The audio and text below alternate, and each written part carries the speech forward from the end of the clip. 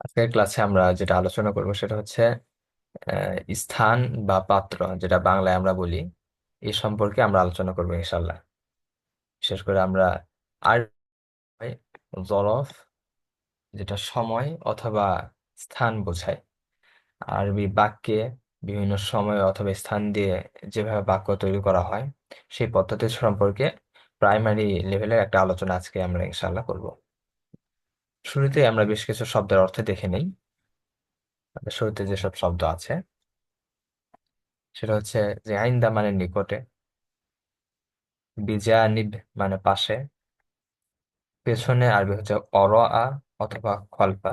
দুইটা শব্দ আছে, যে কোনোটা আপনি ব্যবহার করতে পারেন। আমামা মানে সামনে, ফাওকা মানে উপরে, তাহতা মানে নিচে। ফাওকা মানে উপরে, এটা এমন অর্থ বোঝায় যে যেমন ফ্যান আমাদের মাথার উপরে আছে, মাথার সাথে কিন্তু লেগে নেই, বরং ফ্যান এবং মাথার মাঝখানে একটা আলাদা একটা ফাঁকা দূরত্ব আছে, ডিস্টেন্স আছে। এই ধরনের ক্ষেত্রে ফাওকা শব্দ ব্যবহার করা হয় উপরে।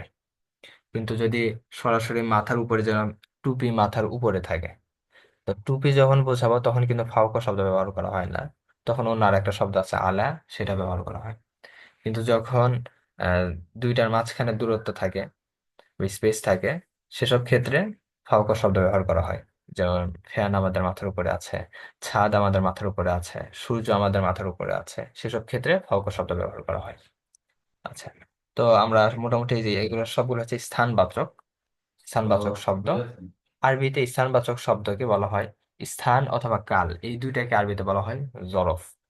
এই দুটাকে আরবিতে বলা হয় জরফ। আরবি ব্যাকরণে স্থান বা কালকে জরফ বলা হয়। জরফ বলতে স্থানও বোঝাতে পারে, কালও বোঝাতে পারে। তো এই ধরনের শব্দগুলো আছে আরবিতে। স্থানবাচক যেসব শব্দ আছে এগুলো সবগুলো সাধারণত শেষে জবর হয়। বাক্যে যখন ব্যবহার করা হয় সাধারণত জবর আসে সবগুলো শব্দের শেষে। যেমন কি অরআ, খলফা, ফাওকা, তাহতা, আমামা। বিজানি, বি এর নিচে জের আসছে, এটা জাস্ট এটা শুরুতে আর একটা অব্যয়, বা এটা কিন্তু আলাদা একটা অব্যয়। এটা মূলত ছিল বা আলাদা, এরপর জানিব আলাদা। তো এটা এই কারণে জের হয়েছে, কিন্তু মূলত সাধারণত জবর হয় সবগুলো শেষে, মানে স্থানবাচক যেসব শব্দ আমরা ব্যবহার করি বাক্যে সেগুলো শেষে জবর হয় সাধারণত। কিন্তু এখানে জের কেন হয়েছে, যে শুরুতে বা শুরুতে আসছে, বা হরফে জার, এটা ইনশাআল্লাহ আমরা আগামী ক্লাসে দেখব। তো এই কারণে জের হয়েছে। তাছাড়া স্থানবাচক যেসব শব্দ আছে এগুলোর শেষে জবর হয়, বাস। এই নিয়মটা আপনারা মনে রাখবেন, স্থানবাচক শব্দের শেষে জবর হয়। একইভাবে আহ সময় বুঝালে বা কালবাচক শব্দ বুঝালে সেটা শেষেও সাধারণত জবর হয়। এই দুইটা, মানে স্থান বা কালবাচক শব্দের শেষে জবর হয়। তার একটা বিষয় হলো যে আমামা সামনে, কার সামনে? যে আমা আমাল বাইতি, বাড়ির সামনে। তো এই যে বাড়ির সামনে, এরপরে টেবিলের নিচে। তো দেখেন এই শব্দগুলো কি হয়, পরবর্তী আর একটা শব্দের সাথে যোগ হয়। যুক্ত হয়ে আমাদের এর আগের ক্লাসে আমরা দেখেছিলাম যে মুজফ মুজফ ইলাই, মুজফ মুজফ ইলাই। তো এই শব্দগুলো মুজফ আর মুজফ ইলাই হয়। তাহলে দেখেন এই ধরনের শব্দগুলো সাধারণত জবর বিশিষ্ট হয়। এই শব্দগুলো সাধারণত মুজফ হয় এবং পরবর্তী শব্দটি মুজফ ইলাই হয়। দেখেন এই শব্দগুলো সাধারণত মুজফ হয়। আচ্ছা, এখন আপনাদের কাছে প্রশ্ন যে মুজফ কি?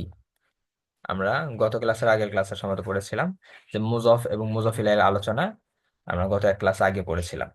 তো মুজফ এবং মুজফ ইলাই কি, এটা কি আপনাদের মনে আছে? আপনাদের সবার কাছে প্রশ্ন দিলাম, মুজফ এবং মুজফ ইলাই কি? মুজফ এবং মুজফ ইলাই।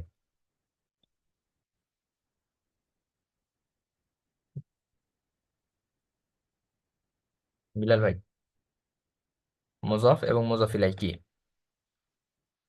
এটা আমরা গত ক্লাসের আগের ক্লাসে পড়েছি। জি মোহতারাম।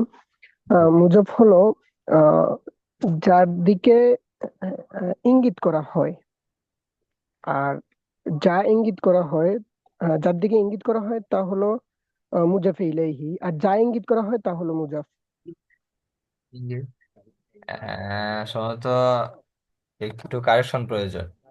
ইঙ্গিত কর যেটাতে করা হয় এটা হচ্ছে, আপনি একটা উদাহরণ দেন। যেমন কিতাবুন জাহিদুন, জাহেদের কিতাব। জায়েদের কিতাব, এটা ইঙ্গিত না, এটা হলো সম্পর্ক করা হয়। এখানে সম্পর্ক করা হয়, হ্যাঁ, সম্পর্ক অথবা সম্বন্ধ করা হয়। আচ্ছা, ইঙ্গিত বলে ওটা হয় সম্বন্ধ সম্বন্ধ, আচ্ছা। ইসমে ইশারা হয়ে যায়। তো যেমন জায়েদের কিতাব, এটা হয় কিতাবু জাইদিন। কারণ মুজফে কখনোই আলিফ লাম হয় না এবং কখনোই তানবিন হয় না, এই জন্য কিতাবুন জাইদিন এমন না, বরং কিতাবু জাইদিন। কিতাবের শেষে এক পেশ, কিতাবু জাইদিন এমন। সেটা হলো মুজফ। কিতাবু যে। মুজফ ধন্যবাদ, জাযাকাল্লাহ। তো এই শব্দ যেগুলো আছে, এই সবগুলো শব্দ হবে মুজফ এবং তার পরবর্তী শব্দগুলো হবে মুজফ ইলাই। যেমন কি ইনদা খালিদিন, এই যে ইনদা খালিদিন, খালেদের নিকটে। ইনদা খালিদিন, খালেদের নিকটে অথবা খালেদের কাছে। ইনদা খালিদিন। আমামা সালমাতা, সালমার কাছে। এরপরে তাহতা তবিলাতি, টেবিলের নিচে। তো এই সবগুলো শব্দ দেখেন, যার দিকে সম্পর্ক, যাকে সম্বোধন করা হয় তাকে মুজফ, যার দিকে জি জি, যাকে তাহতা তবিলাতি, টেবিলের নিচে। এবার কি ফাওকর রাসি, মাথার উপরে।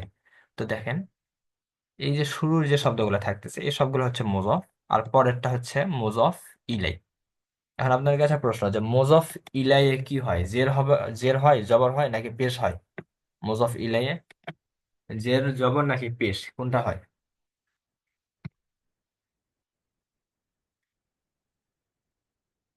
মুজফ ইলাইয়ে জের হয়, যে মুজফ ইলাইয়ে জের হয়। কিন্তু এই যে আমামা সালমাতা, এখানে জবর কেন হলো? এখানেও তো জের হওয়ার কথা ছিল, জবর কেন হলো এখানে? আমামা সালমাতা, মুজফ ইলাই, মুজফ ইলাই স্ত্রীবাচক শব্দ।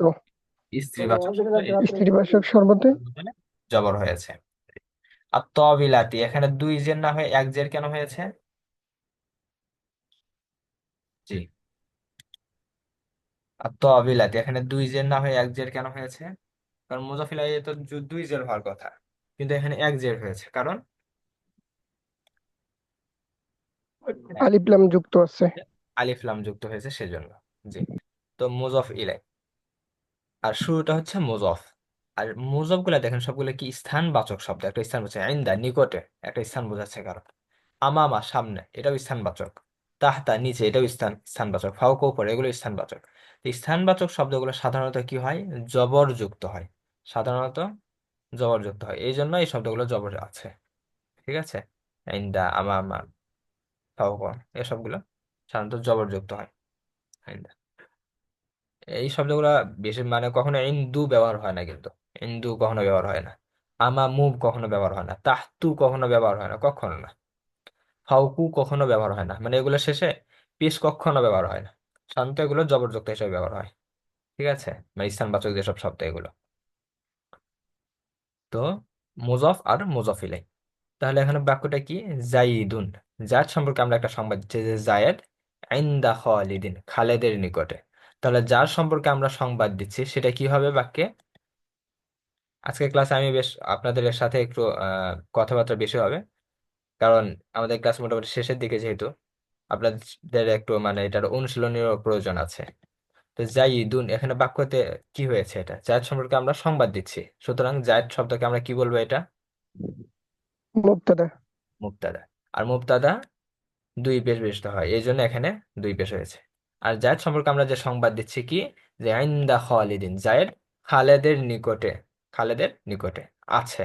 এখানে একটা মানে বাক্য, একটা শব্দ উজ্জ থাকে, আমরা ওটাকে মানে আহ, মানে শব্দটাকে আরো বিস্তারিত ব্যাখ্যা করতেছি না।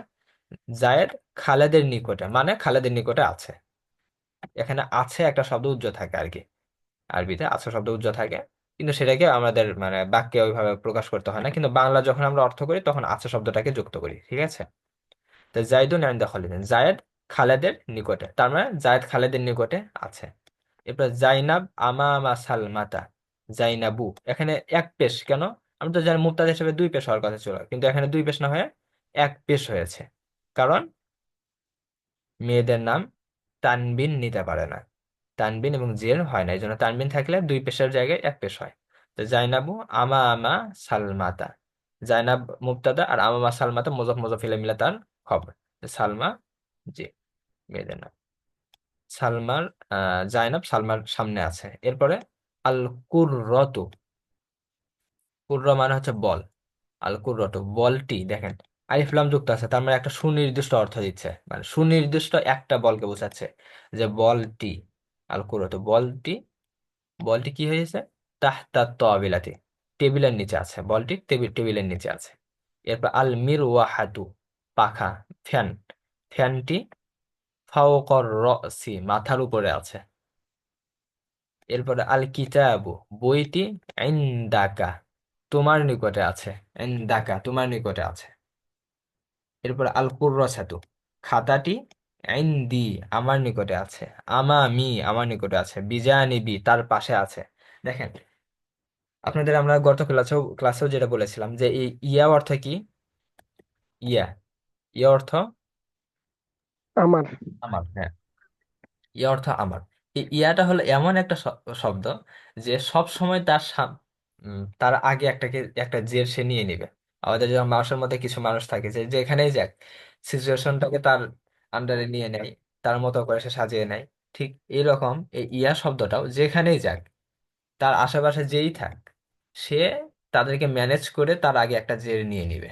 দেখেন, আইন্দা এখানে জবর হওয়ার কথা ছিল, কিন্তু ইয়া বলছে ভাই জবর আপাতত তুমি রাখো, আমার খাতিরে হলেও শেষে একটা জের নাও, বাস। তো এর জন্য আইন দি হয়, আমামি হয়, বিজানি বি হয়। কিছু কিছু ক্ষেত্রে হয় কি, কিছু কিছু ক্ষেত্রে ইয়ার আগের যে শব্দটা আছে এটা জের নিতে চায় না, তখন দুইটাই মানে, মানে এই কি বলে না যে দুইটা একটু ঘাওড়া টাইপের মানুষ থাকে, মানে দুইটাই একরোখা। তো ইয়াটাও একরোখা, তার আগের শব্দটাও একরোখা।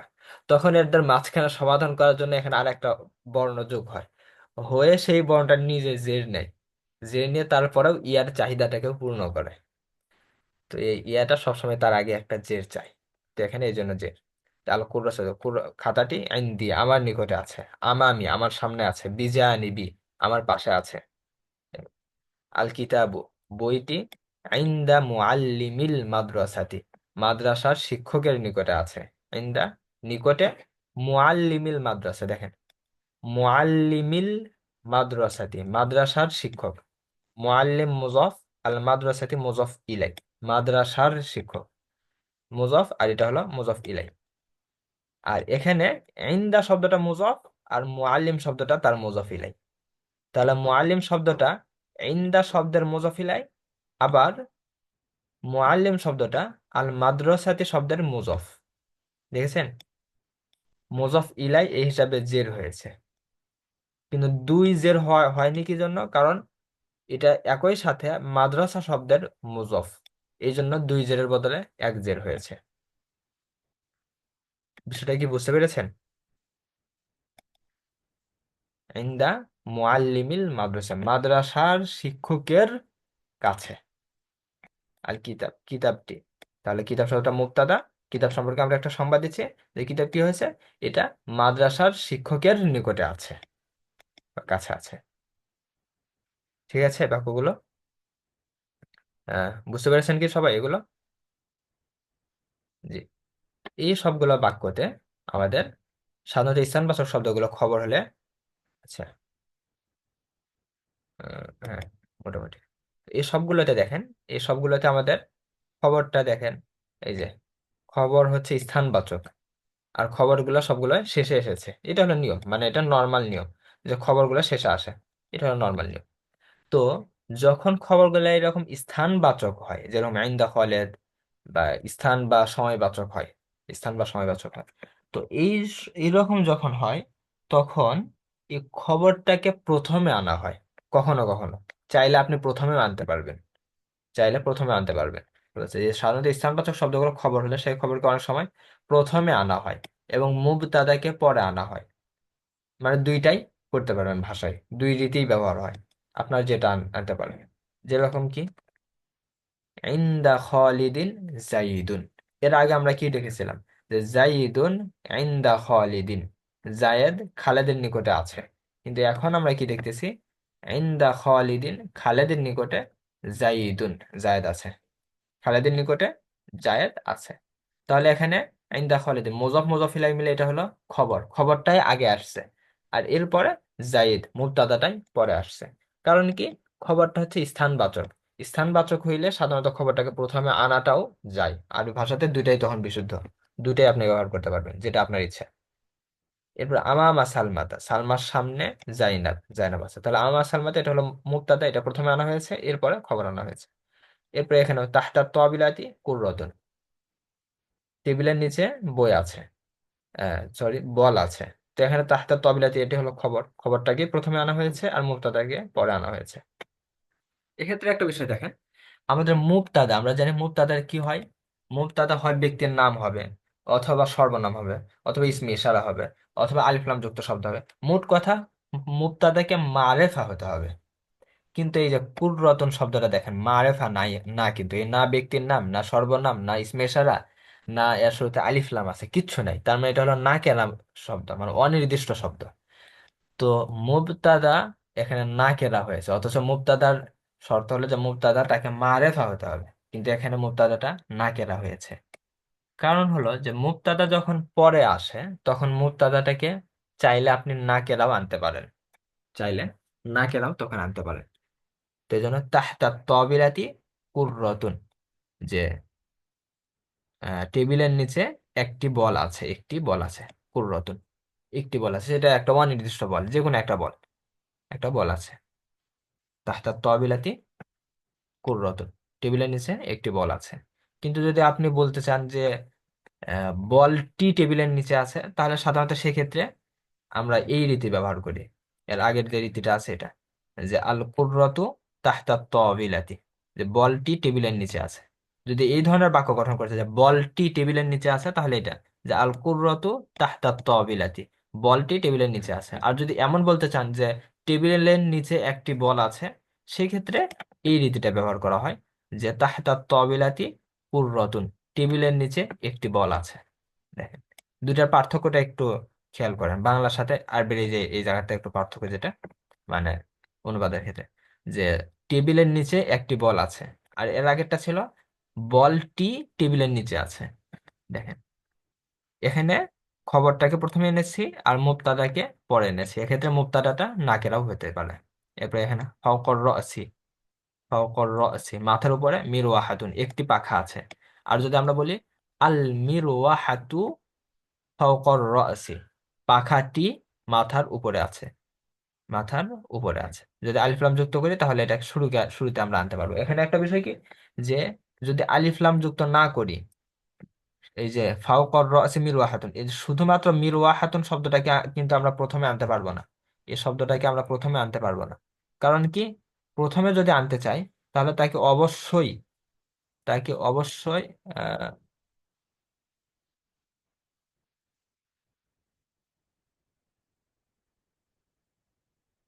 তাকে অবশ্যই মানে মারেফা হতে হবে, হয় ব্যক্তির নাম, অথবা সর্বনাম, অথবা আহ ইসমে ইশারা, অথবা আলিফ লাম যুক্ত। তো শুরুতে যদি আমরা এমনি আনতে চাই যে মিরওয়া হাতুন ফাওকর রাসি, তখন বাক্যটা বিশুদ্ধ হবে না, তখন অবশ্যই তার সাথে আলিফ লাম যুক্ত করতে হবে, যে আল মিরওয়া হাতু ফাওকর রাসি, যে পাখাটি মাথার উপরে আছে।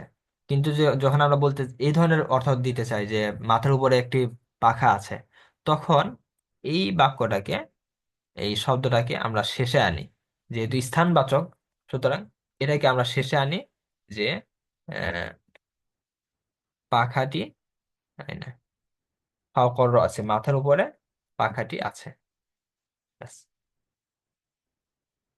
মাথার উপরে পাখাটি আছে, এই যে। তাহলে ফাওকর আছে, এটা মুজাফ মুজাফ ইলাইহি মিনা মুবতাদা, সরি খবর, যেটা আগে আসছে। আর মিরওয়াহাতুন এটা হলো মুবতাদা, পরে আসছে। আচ্ছা, ঠিক আছে ভাবে, ইনদাকা তোমার নিকটে, কিতাবুন একটি বই আছে, তোমার নিকটে একটি বই আছে। যদি আমরা বলতে চাই বইটি তোমার নিকটে আছে, তখন কি হবে? আল কিতাবু ইনদাকা, আল কিতাবু ইনদাকা, কিতাবটি তোমার নিকটে আছে বা বইটি তোমার নিকটে আছে, তখন এটা। আর যখন আমরা বলছি যে তোমার কাছে একটা বই আছে, তখন হচ্ছে এই যে এটা ইনদাকা কিতাব। ঠিক এইভাবে ইনদি আমামি বিজানিবি কুররাসাতুন, আমার কাছে সামনে পেছনে যেখানে হোক একটা বই বা খাতা খাতা আছে। ইনদা মুআল্লিল মাদ্রাসাতি কিতাবুন, মাদ্রাসা শিক্ষকের কাছে একটি কিতাব আছে। তো এটা হলো এই যে দুইটার পার্থক্য, যে এই স্থানবাচক শব্দগুলো সাধারণত জবরযুক্ত হয়, এই শব্দগুলো মুজফ হয় এবং তার পরবর্তী শব্দটা মুজফ ইলাই হয়। এরপরে এগুলোকে সাধারণত আমরা খবর হিসাবে ব্যবহার করতে পারি। আবার কখনো কখনো এই খবরটাকে প্রথমে আসে এবং মুবতাদাটাই পরে আসে। কখনো কখনো খবরটাই প্রথমে আসে, মানে স্থানবাচক যেগুলো, এগুলোর খবরটাই প্রথমে আসে আর মুবতাদাটাই পরে আসে। এরকম মুবতাদাকে যখন পরে আনা হয় তখন মুবতাদাটা নাকেরা হতে পারে। তখন নাকেরা হতে পারে যে তখন নাকেরা হতে পারে এবং তখন কিছুটা অর্থের তারতম্য হয়। তো এই পুরো বিষয়টা কি আপনাদের বুঝে এসেছে সবার?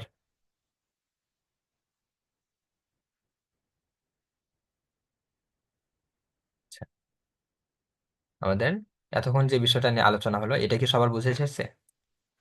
জি আলহামদুলিল্লাহ। আমরা এটা থেকে কিছু একটু প্রশ্ন দেখি, যে এই টাইপের কিছু প্রশ্ন হিসাবে।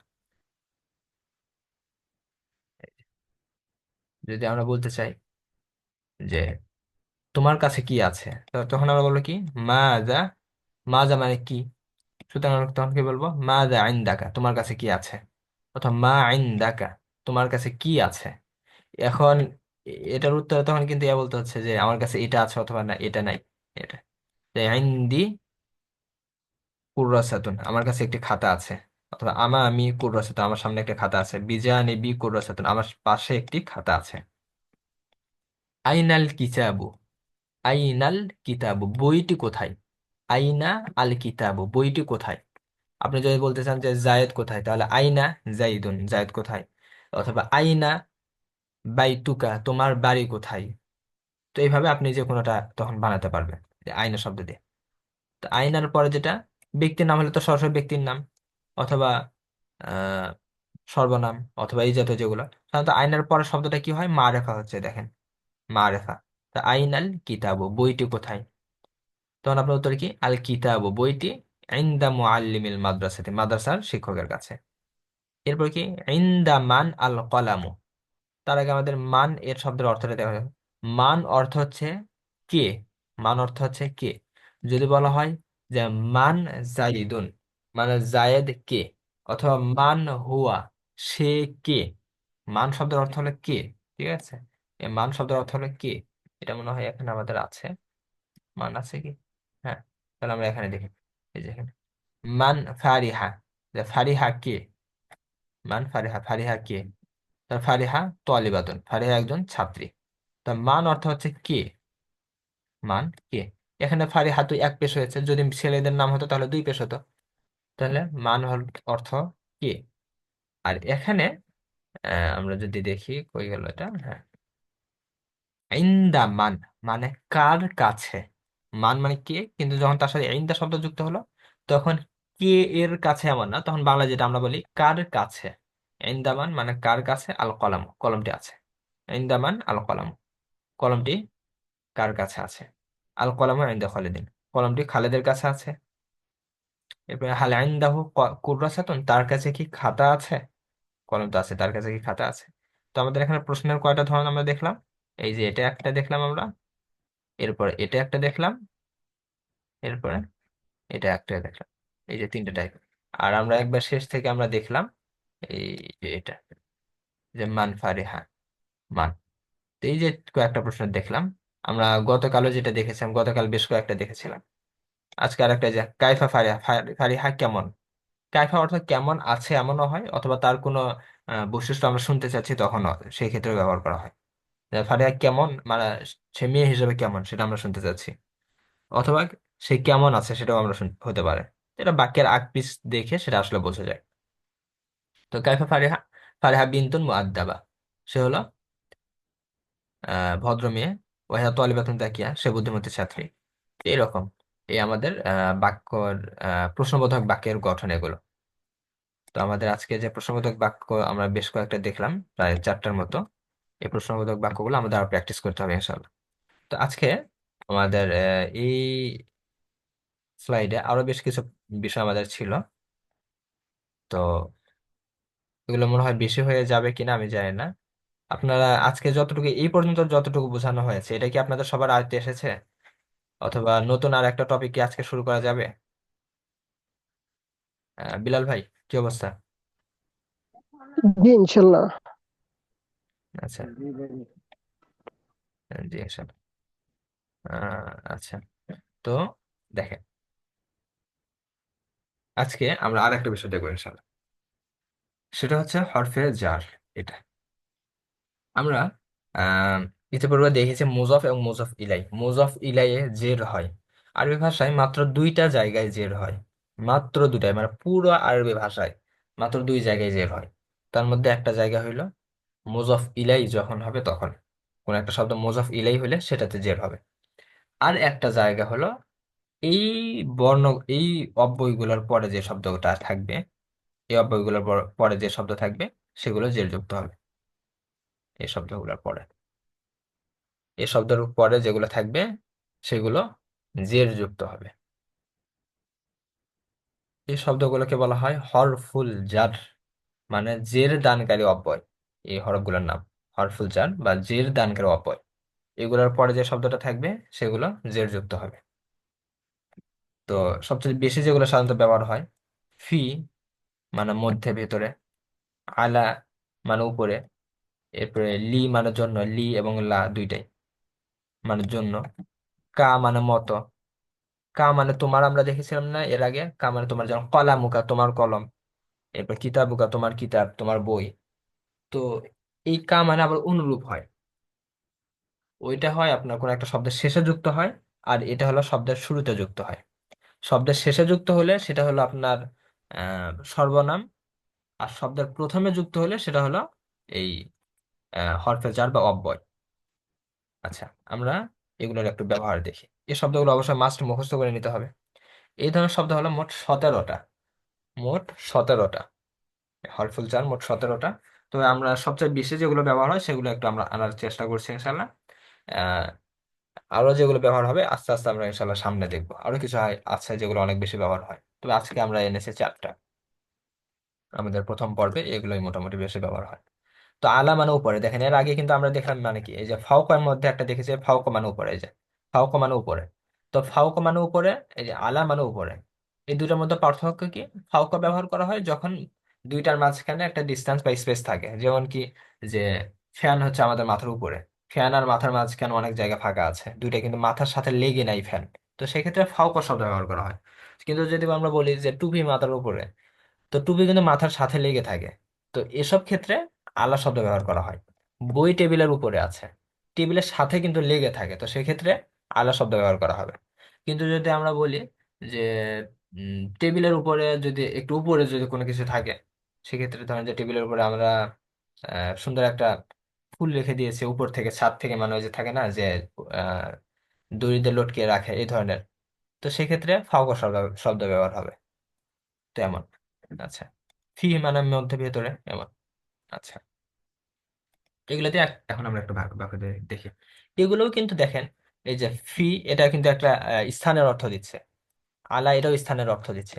তো আমরা দেখেছি স্থানের যেগুলো অর্থ দেয় সেগুলো কি, মুক্তাদাটা পরে যায়, বা পরেও আনা যায়, প্রথমেও আনা যায়, পরেও আনা যায়, প্রথমেও আনা যায়।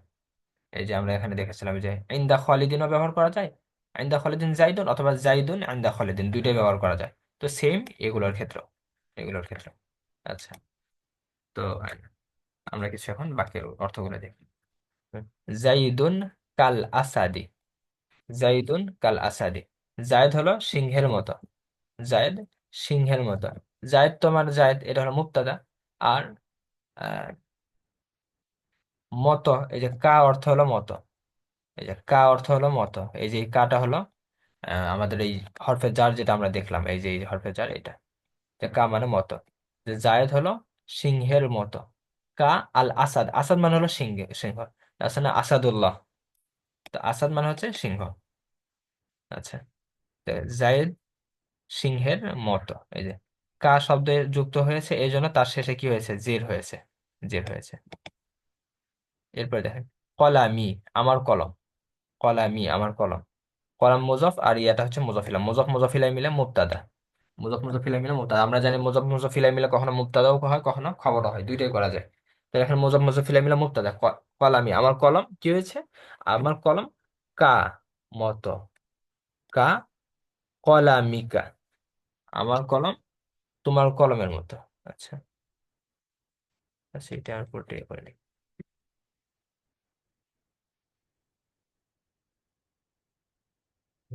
আমার কলম, কা কলামিকা, তোমার কলমের মতো। এই যে এখানে তিনটা শব্দ দেখেন, কলামি, কলামি আমার কলম। এখানে এটা এটা হলো মুবতাদা, কলামি আমার কলম, এটা মুবতাদা। এর এর বিষয়টা বাদ আপাতত।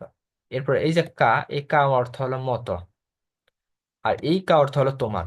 তো শব্দের শুরুতে যেটা যুক্ত হয় এটার অর্থ হচ্ছে মতো, অনুরূপ এই অর্থ। আর শব্দের শেষে যেটা যুক্ত হয় এটা হলো তোমার অর্থ, তোমার সর্বনাম। এটা হলো সর্বনাম। তাহলে কা কলামিকা, কলামিকা তোমার কলম, আর কা অর্থ হচ্ছে মতো, তোমার কলমের মতো। তাহলে কা কলামিকা তোমার কলমের মতো। এই যে কলামের নিচে জের হলো কেন? কারণ এই যে কা হরফ তার পরবর্তী শব্দের শেষে জের দেয়। এরপরে হাজিহিল হাদিয়াতু, এই উপহারটি লিজাইদিন, জায়দের জন্য। এই যে লি অর্থ হচ্ছে জন্য, এই যে লাম, যে লি, লি অর্থ জন্য, লি অর্থ জন্য, যে এই উপহারটি লিজাইদিন, জায়দের জন্য। তাই লাম তারপর শব্দে কি দেয়? জের দেয়, কারণ এই শব্দগুলো তারপর শব্দে জের দেয়। এরপর হাদিহিল হাদিয়াতু, এই হাদিয়াটি লাহু তার জন্য, লাহা তার জন্য, লাকা তোমার জন্য, লি আমার জন্য।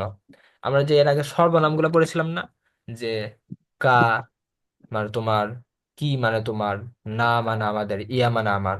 তো সেই সবগুলোর সাথে এই যে লাম শব্দটা যুক্ত করলে হয় তার জন্য। লামটা যখন সর্বনামের সাথে যুক্ত হয় তখন শুধুমাত্র জবর যুক্ত হয়। লাহু মানে তার জন্য, লাহা মানে তার জন্য, লাকা মানে তোমার জন্য। তাহলে হাদিহিল হাদিয়াতু লাহু, এই হাদিয়াটি তার জন্য। যদি কোনো মেয়ের ক্ষেত্রে বলেন তাহলে এটা মেয়েদের ক্ষেত্রে লাহু, লাহা তার জন্য। যদি কোনো ছেলেকে বলেন তাহলে তোমার জন্য, লাকা আমার জন্য, লি মানে আমার জন্য। এমন। আবার কখনো জন্য শব্দটা না হয়ে এমনিতে জাস্ট মালিকানা বোঝায়, যেমন কি হাজাল কিতাবুলি, হাজাল কিতাবুলি, যদি আমরা বলি হাজাল কিতাবুলি, যে এই বইটি আমার, তখন অর্থ দিবে আমার।